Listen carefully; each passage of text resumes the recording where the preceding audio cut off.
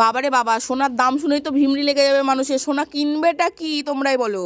তার উপরে মঙ্গলবার দিন সব সোনার দোকান বন্ধ। তো মঙ্গলবার দিন বন্ধ থাকে আমি জানি না, আমি দেখছি সবই সোনার দোকান বন্ধ। আমার তো টেনশনে পড়ে গেছিলাম, ইসরে আমার কপালে কি নেই কিছু। আর আমার বর তো ফিক ফিক করে হাসে।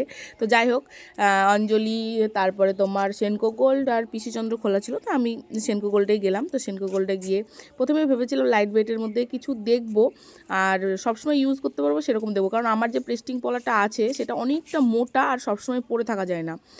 তো ওই জন্য দেখো, এটা একদম নতুনত্ব একটা ডিজাইন, যেটা আমার ভীষণই পছন্দ হয়েছে। তো আরেকটু কম ওজনের মধ্যে চাইছিলাম, কিন্তু আরেকটু বেশি হয়ে গেছে এটা। তো ডিজাইনটা ক্লোজ থেকে দেখো, ডিজাইনটা কিন্তু খুব সুন্দর আর ইউনিক, একটু অন্যরকম ডবল পাতের ডিজাইন পুরো, মানে দুটো আলাদা আলাদা পাত পুরো সরুর ওপরে, কিন্তু সলিড আছে, মানে সবসময় আমি ইউজ করতে পারবো, কারণ আমার ওই পেস্টিং পলাগুলো আমি সবসময় ইউজ করতে পারি না, আর অনেকটা মোটা তো ওগুলো, আর ভারী বিরক্তিকর লাগে।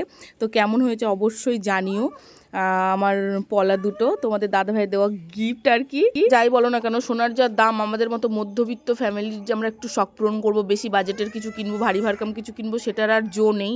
তো হালকা ফালকার মধ্যেই কোনো কিছু আমাদের শখগুলো পূরণ করতে হবে। আর ওখান থেকে দেখো, পলা বাঁধানোটা নিয়েছি বলে দার্জিলিং টি গিফট করেছে। তো যাই হোক, পলা বাঁধানোটা কেমন লাগলো অবশ্যই কমেন্ট করে জানাও। Tata, bye bye.